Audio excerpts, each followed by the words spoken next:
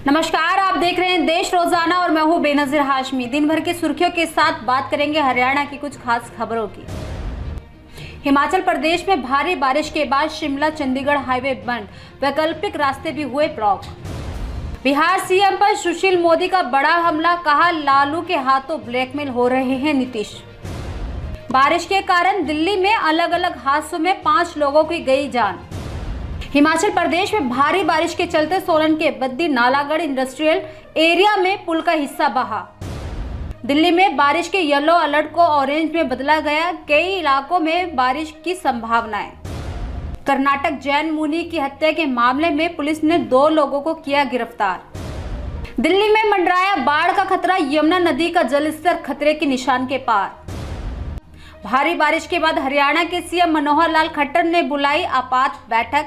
CM की emergency meeting में फैसला, बेवजह घर से बाहर ना निकले लोग। हरियाणा हथीनकुंड बैराज में पानी का लेवल 3 लाख क्यूसेक पार, खतरे के निशान से ऊपर बह रही है यमुना। मध्य प्रदेश पेशाब मामले में कांग्रेस विधायक ने आज राज्यपाल से की मुलाकात। महाराष्ट्र सतारा से एनसीपी विधायक मरकंद पाटिल अजित पवार खेमे में हुए शामिल। हिंसा की घटनाओं के बीच पश्चिम बंगाल के राज्यपाल ने गृह मंत्री से की मुलाकात। नॉर्थ कोरिया ने दी अमेरिकी विमानों को मार गिराने की धमकी, कहा यूएस भड़काऊ हरकतों से इलाकों को परमाणु युद्ध की तरफ धकेल रहा है। पाकिस्तान में भारी बारिश से 76 लोगों की मौत, पंजाब में 30 साल का रिकॉर्ड टूटा, लाहौर में सड़क पर खड़ी गाड़ियां डूबी।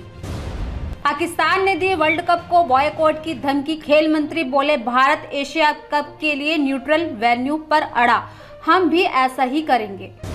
तो ये थी अभी तक की कुछ खास सुर्खियां। बात करेंगे हरियाणा की कुछ खास खबरों की। बीते 9 जुलाई की रात को मुख्यमंत्री उड़नदस्ता फरीदाबाद को गुप्त सूचना प्राप्त हुई कि बीके अस्पताल में फरीदाबाद में रात के समय पूरा स्टाफ हाजिर नहीं रहता है। वह अन्य भी काफी कमियों के बारे में बताया गया। वही सूचना के आधार पर श्री राजेश कुमार उप पुलिस अधीक्षक मुख्यमंत्री उड़नदस्ता फरीदाबाद के नेतृत्व में श्री जगदीश निरीक्षक, सतवीर उप निरीक्षक व एचसी ब्रिजेश कुमार द्वारा Shri Sahdev Prasad ETO east Faridabad duty magistrate के साथ बीके अस्पताल का औचक निरीक्षण किया। बता दें कि निरीक्षण के दौरान रात्रि ड्यूटी पे कल 3 डॉक्टरों की ड्यूटी पाई गई, जो कि इमरजेंसी छोटे बच्चों के वार्ड व मैटरनिटी वार्ड में ड्यूटी पर गए हुए थे। देखिए एक खास रिपोर्ट। मुख्यमंत्री उड़नदस्ता फरीदाबाद की टीम के द्वारा एक गुप्त सूचना के आधार पर ड्यूटी मजिस्ट्रेट साहब को साथ लेके और कल रात को 9 तारीख को बादशाह खां हॉस्पिटल फरीदाबाद बीके हॉस्पिटल का अटेंडेंस और बाकी सब चीज़ों को अचानक रात को जब चेक किया तो वहाँ पे 3 डॉक्टर्स जो ड्यूटी पे थे, होने चाहिए थे, वो थे। और टोटल 32 का स्टाफ वहाँ पे, जिसमें नर्सेज और सफाई कर्मचारी और सिक्योरिटी के जो भी 3 लोग थे वो सब अवेलेबल थे वहाँ पे। परंतु बहुत सारी जो चीज़ें पाई गई, कुछ जो पता चला कि जैसे फॉल्स सीलिंग जो लगी थी, अभी जल्दी ज़्यादा समय नहीं हुआ जिसको लगाए हुए, रिनोवेशन जो हुआ था हॉस्पिटल का, वो बहुत जगह पे जहाँ पे ओपीडी में वेटिंग एरिया है वहाँ पे गिरी हुई थी। सिर्फ एक पंखा उस एरिया में चल रहा था और बाकी पंखे थे ही नहीं, ख़राब हो गए, हटा दिए गए होंगे।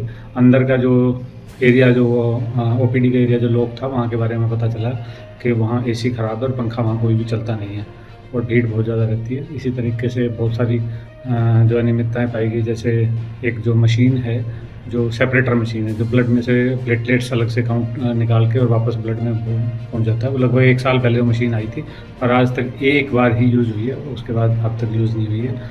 और भी बहुत सारी चीज़ें जो वहाँ पे कल नोटिस में आई, जैसे जो ड्यूटी रोस्टर था उसमें बहुत सारी कटिंग्स थी और वो जायज़ भी हो सकती हैं, वो तो जांच से पता चलेगा, कई बार वो बात वैलिड भी होती है। तो ये सारी रिपोर्ट बना के हम अपने उच्च अधिकारियों को शीघ्र प्रेषित करेंगे। फरीदाबाद बल्लभगढ़ के सुभाष कॉलोनी में देर शाम एक किनारे की दुकान पर कुछ हथियारबंद बदमाशों ने लूट की वारदात को अंजाम दिया। दरअसल ये पूरी घटना देर शाम करीब 8:30 बजे की गई, जब 3 हथियारबंद बदमाश मोटरसाइकिल पर सवार होकर दुकान पर आते हैं और हथियार के बल पर दुकान से लूटपाट करते हैं। दुकानदार के विरोध करने पर बदमाशों द्वारा दुकानदार पर गोली भी चलाई गई, जिससे वह दुकानदार बाल बाल बच गया, परंतु गोली दुकानदार के कंधे को छूकर निकल गई। घायल अवस्था अवस्था में दुकानदार को सिविल अस्पताल में इलाज के लिए भर्ती कराया गया। देखिए एक रिपोर्ट। क्या नाम है सर आपका? मंगराम जी। मंगराम जी, क्या हुआ था उस समय, मौके पे थे आप? हाँ जी। क्या हुआ? 8:30 बजे की बात है जी। ये सामने वाली गली से ढाटा मार के 3 बंदे आए और यहाँ बाइक खड़ी थी, एक बंदा बाइक पे था, एक या दो, वो अंदर आए। हमने समझी वैसे ही है, वो तीनों आके अंदर एंट्री करिए। अब कैश कहाँ है, गले में हाथ दिया उन्हें। अब ये पता नहीं है कितने लूटे। क्या हाथ में हथियार साथ लेकर आए थे? वो तो पुलिस वाले ने भी रिकॉर्डिंग करी है कैमरा में। पिस्टल थी और एक पिस्टल यहाँ टूट गई है। अच्छा, टूट गई है, जिसकी मैगजीन सी और एक स्प्रिंग सी, वो पुलिस वाले के पास। अच्छा, तो इसका मतलब कई हथियार लेकर के आए थे? हाँ जी, उनमें तीनों हथियार थे और जब यहाँ से पैदल भगे हैं, फिर आगे बाइक पे सवार होके गए हैं। आपका? अंजलि जान। अंजलि, क्या हुआ था? कितनी देर पहले घटना है? अभी 8:30 बजे की बात है। मैं यहाँ पे खड़ी थी, मेरे ऊपर ऐसे बंदूक करके कैश लगा रहा हूँ। मैं सोच रही मजाक कर रहे हैं ये गांव के, तो बोले कैश लगा रहा हूँ। हमारे पास कोई कैश नहीं है। इसके पिताजी के पास खड़े हो के कैश निकालो, बोले हम पे बाबूजी कोई कैश नहीं है। उन्हें मारे, उनके मुक्का मारे, उनका मुँह सारा सुझा दिया। कौन लोग थे? 3 जने थे। डाटा लगा कॉलोनी का नहीं, डाटा लगा रहा था। किस चीज पे आए थे? कैश मांग रहे, पैदल आए। हमने तो पैदल आते देखे, दुकान भीड़ हो रही थी हमारी दुकान पर। कितना कैश लेके गए? कैश की पता नहीं, लिखा रहा है या नहीं लिखा, हम तो गैर हो सके। कितनी देर पहले की घटना है? 8:30 बजे की बात है। 8:30 बजे की, यानी कि ये कहा जा सकता है कि अभी तो पूरी रात भी नहीं, दिन छुपे की बात है ये मान। क्या मानते हैं कि बदमाशों का हौसले इतने बुलंद है कि मतलब दिन दहाड़े लूट कर रहे हैं? और क्या ये बुलंद है, ये चल रहा है, मजा आ रही है। इतना बताओ, 8:30 बजे इतनी भीड़ रोड पर जब भी घुस गए, बताओ क्या कह सकते हैं इस बात की। दिन दहाड़े इंसान कोई कहीं नहीं जा सकता। किसी को लगी भी है? हाँ, इसके पापा के लगी और यहाँ हमारे सामने दुकानदार है, उसके यहाँ लगी है कंधे पे गोली फायरिंग करी है। गोली लगी है, जिन्होंने बीच बिछाव किया गोली उनको। एसीपी साहब, 3 बदमाश आते हैं दिन दहाड़े, अभी समय भी कोई ज्यादा नहीं हुआ, 8:30 बजे की घटना है। दुकान पर आते हैं, लूट के ले जाते हैं, पिस्टल हाथ में ले जाते हैं। क्या है पूरा घटना? ये घटनाक्रम ये है कि अभी जो पता लगा था कि एक बाइक इन्होंने जो है एक व्यक्ति से जो विक्रम कॉलोनी का है उससे इन्होंने छीनी है बाइक अभी। और जैसे पता लगा उस टाइम अगर सेन एरिया का ये चीज़ है और उन्होंने उसी बाइक का इस्तेमाल करके यहाँ पे अंजाम दिया है। और पूरी मुस्तैदी से पूरी क्राइम टीम जो वहाँ से लेकर आए हैं, जो रूट है सारा, जो साइबर की टीम है, जो 5 टीमें क्राइम की लगा रखी हैं, जो सिटी का सेक्टर आदर्श नगर है, वो सारी टीम अभी लगी हुई है कि हमको अभी है कि अभी की धरपकड़ करें। हमारी कोशिश यही है, जैसे हमने पीछे भी जंगली बिल्ला भी पकड़ा जो इतने सालों से फरार था, तो हमारी कोशिश यही है कि जो भी ऐसे अंजाम रखते हैं उनको तुरंत पकड़ें और उनको सख्त से सख्त सजा मिले, ताकि जो है दहशत का माहौल जो भी करते हैं जैसे भी करते हैं वो ना हो। एसीपी साहब, जो पकड़ लिया उसकी छोड़िए, जो दिन दहाड़े इस तरह की घटना को अंजाम दे रहे हैं, क्या कमी मानते हैं आप? क्योंकि अभी कुछ ज्यादा वो नहीं, पूरा बाजार चल रहा है। पुलिस की मुस्तैदी कहाँ है? वो बिल्कुल मुस्तैदी है, क्योंकि जैसे ही पता लगा यहाँ पर, वहाँ पर जो स्नैच चला भी था, नहीं तो ये चीज़ पता नहीं लगती, क्योंकि जैसे ही वहाँ पे घटना घटी है सर, जिस तरीके से हम देख रहे हैं कि ये शहर है, इस शहर में जिस जगह पर आप खड़े हैं, ये सबसे ज्यादा बदमाशों का इलाका है। यहाँ छोटे छोटे बच्चे बदमाशी करते हैं, दिन दहाड़े किसी के साथ मारपीट करते हैं। पुलिस की मुस्तैदी यहाँ हम कोशिश करेंगे, मैं भी बात रखूंगा यहाँ पर। पहले भी बात हुई है यहाँ पर कई लोगों से कि यहाँ पर जो है हम बीट यहाँ पे करें या चौकी जो भी स्थायी जो भी करें, क्योंकि थाना क्षेत्र और यहाँ पे एक ही हिसाब से है, तो पूरी कोशिश करेंगे। और हमारी कोशिश है कि पुलिस की गश्त होती तो शायद ये घटना नहीं होती। ऐसा नहीं है, क्योंकि जो अंजाम वहाँ पे था, देखो जो भी बंदा आया है वो किसी सोच से आया बंदा, वो ऐसा नहीं है, उसने घटना अंजाम दिया। और हमारी कोशिश यही है उसको फटाफट धरपकड़ के, और जो भी उसने अंजाम दिया है बिल्कुल लगा दिए गए हैं सारे। जो है बाइक चोरी का भी पता लगा हमें, बाइक चोरी हुई है, उसके बाद इसका बिल्कुल अंजाम दिया, तो सारा चेक किया जा रहा है कहीं ना कहीं से। वो आरोपी माने कब तक गिरफ्तार? हमारी कोशिश तो अभी है, क्योंकि हमने सारी टीम लगा रखी है। कहले को तो फरीदाबाद स्मार्ट सिटी है, यहाँ पर मेट्रो भी है, लेकिन यहाँ की सड़कें बदहाल है। यहाँ तक कि यहाँ का नेशनल हाईवे भी पानी से लबालब भरा पड़ा है। आप जानते ही हैं कि बारिश का मौसम है और बारिश जोरों से हो रही है, रुक रुक कर हो रही, और ऐसे में फरीदाबाद वासी काफी परेशान हैं, क्योंकि यहाँ सड़क पर गड्ढे हैं और गड्ढों में सड़कें यहाँ लापता हो रही हैं। फरीदाबाद की सड़कों की खराब हालत के चलते उनकी हालत खस्ता हो चुकी है। यहाँ से कोई वाहन ठीक प्रकार से नहीं गुजर पाता, यहाँ तक कि पैदल चलने वालों तक को रास्ता नहीं मिल पा रहा है, जिससे जाम की समस्या बढ़ गई है।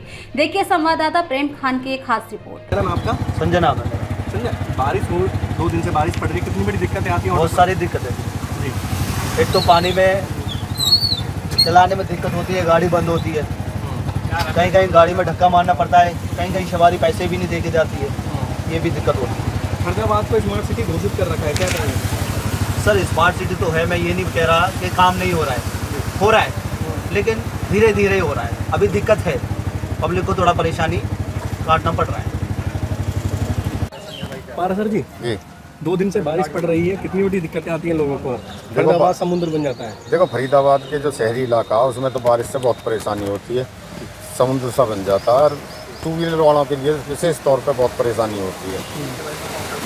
बहुत पानी भर जाता है, पर नगर निगम में वो सुनने के लिए तैयार नहीं है। सरकार कहती है स्मार्ट सिटी बनाया हुआ है। सामने तालाब, परेशान होते हैं बेचारे। और जहाँ तक हर साल ही होता है, इस बार ये आश्वासन दिया जाता, अगली बार नहीं होगा, फिर वही होता। इससे बढ़िया तो देहात है, हमारे गाँवों में नहीं होता। जी पंकज पंकज, ये बारिश पड़ने से बहुत ज़्यादा दिक्कत आ रही है। मैं कॉलेज जाता हूँ तो कॉलेज जाने में परेशानी हो रही है। बाइक रुक जाती है, स्कूटी रुक जाती है मेरी, तो मैं जा नहीं पाता। ज़्यादा दिक्कत आ रही है। बारिश में कपड़े भीग जाते हैं, मतलब नहीं रास्ते पे निकल सकते हम पैदल, ऐसा कुछ सब कुछ हो रहा है। नहीं, अभी तो कहीं नहीं मिल रही मुझे तो यहाँ पर। यहाँ सब जगह रास्ते टूटे होते हैं, सब जगह कहीं भी जाए दचकियाँ इतनी लगती हैं, परेशान हो जाते हैं, मतलब स्ट्रगल होता है बहुत ज़्यादा। आशा वर्कर्स ने CITU के बैनर तले प्रदेश भर में हजारों की तादाद में अपनी मांगों को लेकर प्रदर्शन किया। दरअसल प्रदर्शन कर रही आशा वर्कर्स ने बताया 2018 से उनकी मांगों को अनदेखा किया जा रहा है। अगर उनकी मांग जल्द पूरी न की गई तो आगामी अगस्त में प्रदेश की सभी आशा वर्कर्स हड़ताल पर जाएंगी, जिसका खामियाजा सरकार को भुगतना पड़ सकता है। मेरा नाम हेमलता है, आशा वर्कर के यूनियन प्रधान हूँ। यहाँ पे जो हमारी 2018 से कुछ मांगे अधूरी पड़ी हुई हैं। 2018 में वो मांगे हमारी मान ली गई थी, लेकिन उसके बाद उन मांगों को पूरा नहीं किया गया, जिसमें कि एक तो न्यूनतम वेतन 26,000 चाहिए, दूसरा आशा वर्कर को हेल्थ डिपार्टमेंट का वर्कर घोषित किया जाए और EFPF की सुविधा दी जाए, और आशा वर्कर से जो ऑनलाइन काम के दबाव बनाए जा रहे हैं दिन पर दिन, उन कामों पर रोक लगाई जाए और आशा वर्कर को EFPF की सुविधा दी जाए, और जो कि बिना पैसे के बेकार करवाई जा रही है आशाओं से। हर तीसरे दिन कोई ना कोई नया सर्वे दे देते हैं, उन सर्वों पे रोक लगाई जाए। आप अपनी मांगों के साथ अभी कुछ कर रहे हैं यहाँ पर, तो क्या कोई ज्ञापन भी सौंपा जाएगा या सिर्फ यहाँ प्रदर्शन तक सीमित हैं आप लोग? आज हमारा जो है डिस्ट्रिक्ट लेवल पे ये प्रदर्शन है, इसमें एक हम अपना मांग पत्र CMO को सौंपेंगे, CMO सर को देंगे। यदि हमारी मांगों पर पूर्ण रूप से विचार करके उनका समाधान नहीं किया गया तो हमारे आने वाली 7, 8, 9, 10 अगस्त को जबरदस्त हड़ताल है। 3 दिन की है वो, 8, 9, 10 अगस्त, उसमें हड़ताल करेंगे। और यदि जब भी हमारी मांगों को नहीं सुना गया तो स्टेट में जो हमारा फैसला होगा, जो आगे हमारा आंदोलन का रूप बनेगा, उसी हिसाब से हड़ताल को आगे के ओर लिया जाएगा। तो ये थी अभी तक की कुछ खास खबरें। कल फिर होगी मुलाकात ऐसी ही कुछ खबरों के साथ। तब तक के लिए देखते रहिए देश रोजाना। नमस्कार। हमारे साथ जुड़े रहने के लिए देखते रहिए देश रोजाना का YouTube चैनल सब्सक्राइब कीजिए। साथ ही देश रोजाना की खबरें सबसे पहले देखने के लिए प्रेस कीजिए बेल आइकन।